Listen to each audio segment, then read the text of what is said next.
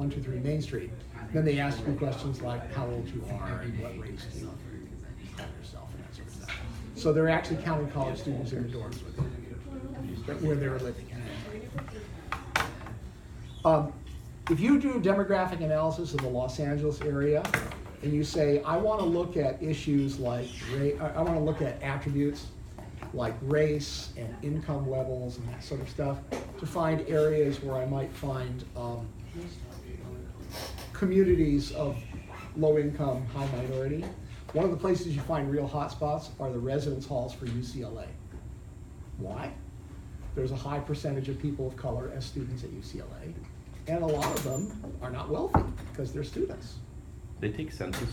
How do they poll or census people knock on your door with a clipboard, or maybe it's an iPad now or something.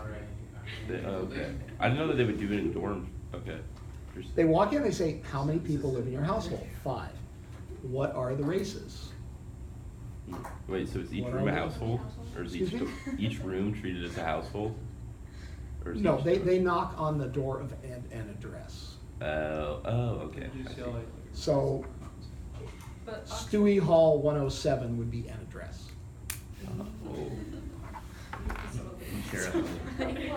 That's interesting. You know, the census has a lot of purposes. One purpose, however, is to make comparisons with earlier times. And you know, when the census was created 130 years ago, what did they do? They went to every house and every farm and they knocked on the door and they said, how many people live here?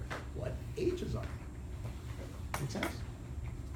That decade to decade comparison is complicated now because although the questions are largely identical, some of them have changed. And people have changed. So now when they ask you what race you are, people answer differently, right? There didn't used to be in the census an option for mixed race. Now you can answer 2 or more races. Anyway, now you can answer, I decline to state. I don't want to state my race. By the way, just to let you know, a lot of people use the term Latino as a racial descriptor. Latino is not understood by the federal government. It's called Hispanic. But Hispanics speak Spanish. But some people are offended by that. So I just want to let you know that if you want to work with government data, there's no such thing as a Latino. They are Hispanics. And I'll give you the explanation from the census that is the reason for that. What is the origin of the term Hispanic? Spain. It's Spanish speaking, right? Yeah. What is the origin of the term Latino? Latin America. Okay. If someone comes from Spain and comes here, I guess they can identify whatever race they want, but the census would identify them as Hispanic, but they wouldn't be identified as Latino because they don't come from Latin America. Okay. Which seems counterproductive. It's, you know what? You've got Europeans in that category. The census is very powerful and very useful, and it's also very imperfect. And making changes in the census is exceedingly difficult. So, I've also seen that, like, in terms of like how people self-describe, it depends on where you are in the country with if you want to be described as being Hispanic or Latino, like, and within like Latino groups, I guess. Like here, Latino's big, but like other places, people, if you call someone a Latino, or you're like, oh, are you a Latino? They'll be like, what do you mean? 20 years ago, the census started a new program called the American Community Survey. So what they do, you know, the census is 10 questions. That's it. They say, identify your race, and here are the different choices: white, Hispanic, 2 or more races, black, Pacific Islander, Asian, that sort of thing, right? And you have a different answer that you would really like to give. So the American Community Survey, which is done every year, goes and asks actually a survey of hundreds of questions. And it asks things like, what is your nation of origin? And that would get at the Hispanic versus Latino difference, right? So you can extract that information from the census, but here's the difference. That long questionnaire is not asked of everyone. There's a statistical subsampling of a population, and a sample of those people are asked the long form, right? And then that information is applied to a larger population that was not questioned, was not surveyed, using statistical techniques, okay? So it's an estimate, but not the real thing, okay?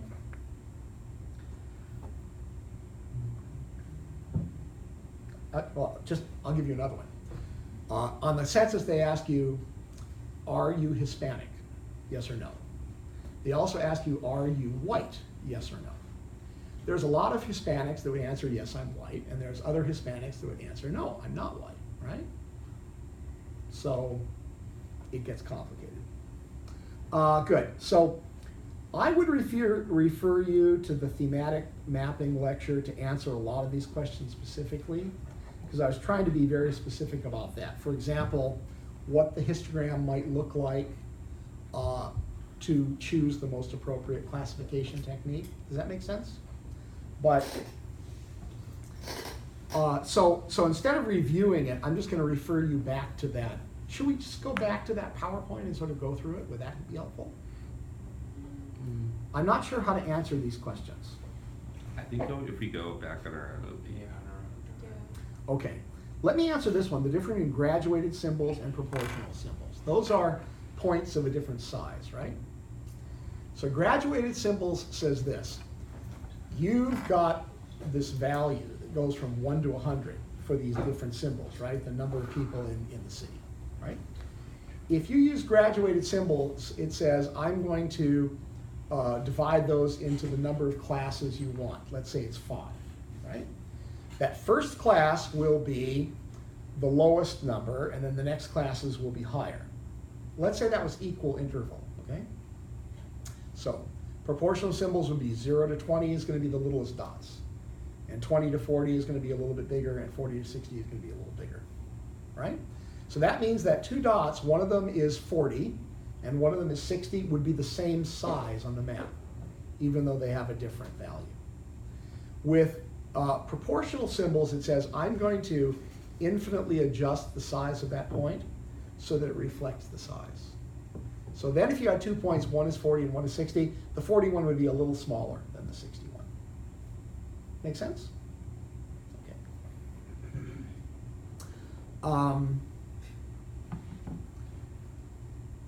This sort of question? I was wondering, why is Florida diagonal on that map, and how do you fix Oh, that? it's because, we haven't talked about map projections and geodesy yet, but we will. But remember, any map is taking 3-dimensional information and turning it into a 2-dimensional frame. And depending on how you do that, you get different types of distortion because it can't be done perfectly. Remember the tangerine? Okay? So the method for doing that for the Florida data was different than the method of doing that for the Okay, so Los you just leave Angeles it like data. that then? Okay. To give you a real analogy, let's say we had the United States as a tangerine. And then we took the tangerine peel off and we flattened it on the table. But we flattened it on the table in such a way that in the Los Angeles area, we had no distortion. But that resulted in a lot of tears and wrinkles out on the edges, and Florida would be an edge. So that's why it looks wonky. So you can't just like rotate it at all? You could. Okay.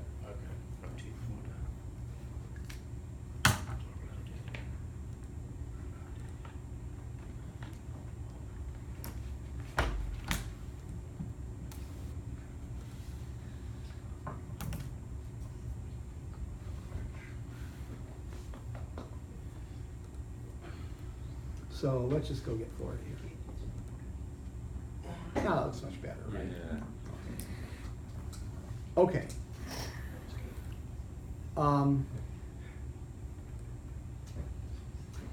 We were talking about, I wanted to talk about the standard deviation classification and normalizing, because those were questions I think deserve some explanation, okay?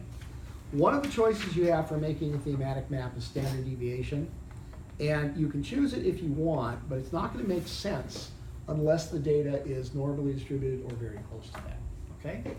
What standard deviation is really good at is showing the extremes well, what I call the hot spots and the cold spots. So if that's what you're trying to do, it's a great choice.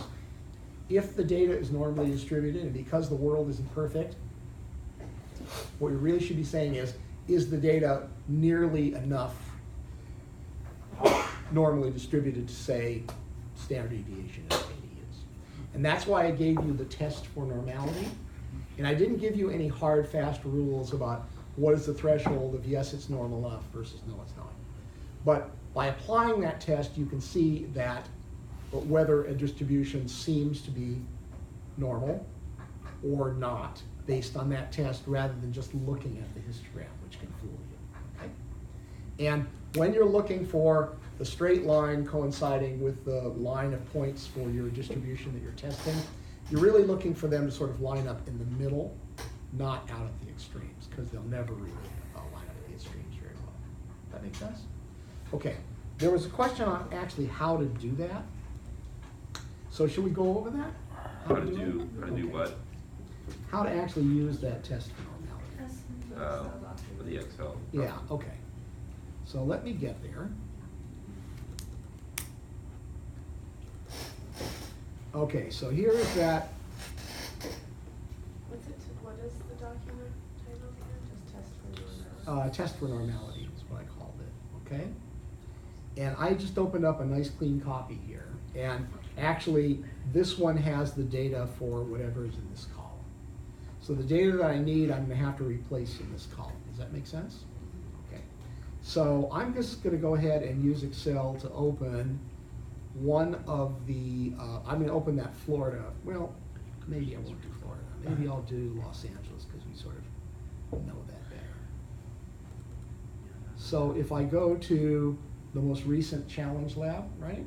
And remember we had this file of block group demographics, right? So let's see if this population of very young children is normally distributed or not, okay? So I'm just gonna copy that data. Then I'm gonna go over to this other, whoops.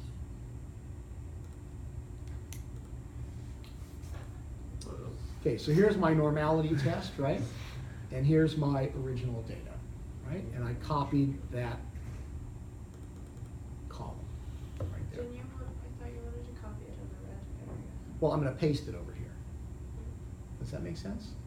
Okay? So the test for normality, like Excel file is just basically like a template that's in the directory? The Excel file is a template that makes this graph for you and allows you to compare them. Okay? Can you only grab the data that you're going to put in there from another Excel? Well, you have to grab it from somewhere. No, I know, but you Oh. can't grab it from like ArcMap or anything like that. It can be an ArcMap DBase file, but Okay. you have to open it in Excel because you're cutting and pasting within Excel. Okay. And that's what I did. This is just one of the, Right. yeah, let me make you guys feel better about that by actually doing it, okay? So I'm not gonna open the Excel file here, right? I'm gonna open a DBase file.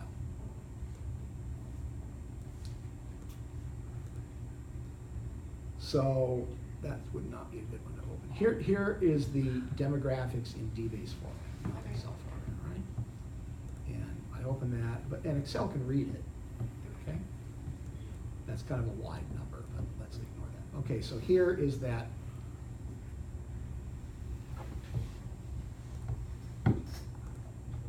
Here is that column I'm interested in, okay?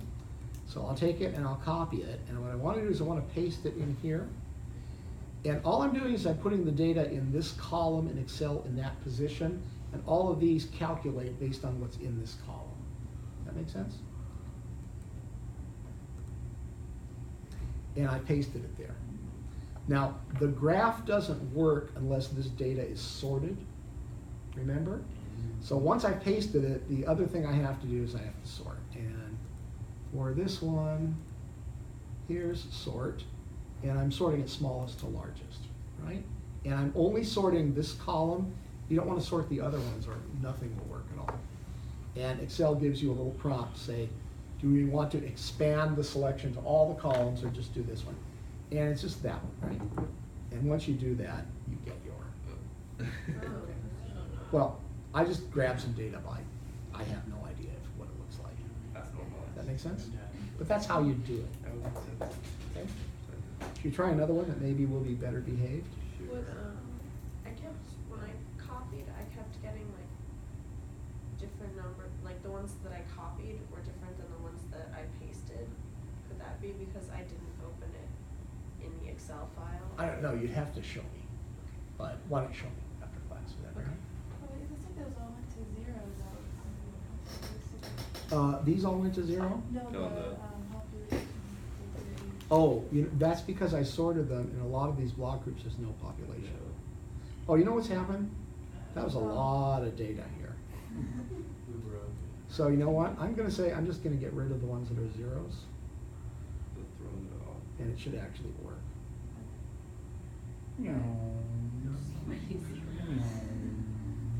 A lot of block groups in California, guys. Is that allowed though, just to trash the zeros? Well- It seems like that's. Yeah. The reason, okay, you know what, let me do this in a better way. How do I get to the top again? Here's that little thing. What is this thing, Dropbox? Get out of Yeah. here. All right. All right, what I really wanna do is copy all the calculations down farther. Does that make sense? Oh yeah, I think that was the problem too, is that the original X whatever It's not long. file is, yeah, when you copy and paste things, you probably might have accidentally like pasted it over the existing So are you one. just doing that by Or it's too taking the long. bottom number and then dragging it? I'll show you how I did Yeah, it you in just a can drag second. it out. Okay, now we have calculations for Oh. everything, right? And our graph should be, Mm. Refresh. do I have to refresh this? I don't, you shouldn't have to I refresh. think we just, it's not, it wouldn't make sense for it to be normalized for kids under 5, No, it's not. so. The graph worked, I guess. Telling us it's not normal. All right, you know what? Let's, Does that give you an R value specifically? That test for normality graph? there is a, this is the, no, that's the count. No, it doesn't give you an R value. You could get an R value, but I guess we don't really need it though, right? It's all eyeballing whether or not it's normal. Okay. I just want to figure out the problem with this particular graph. So here, I'm just going to select a few hundred records.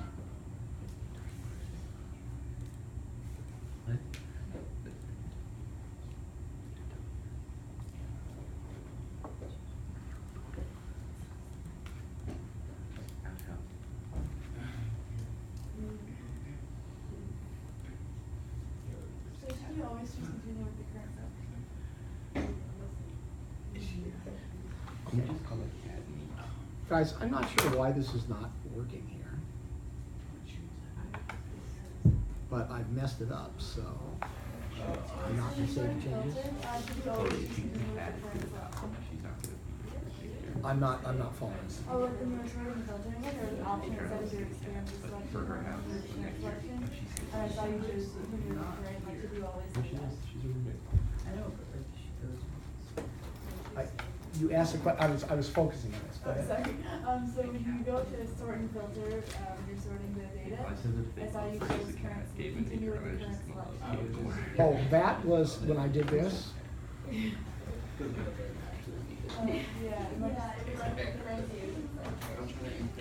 Yeah, we're starting to run out of time too. What?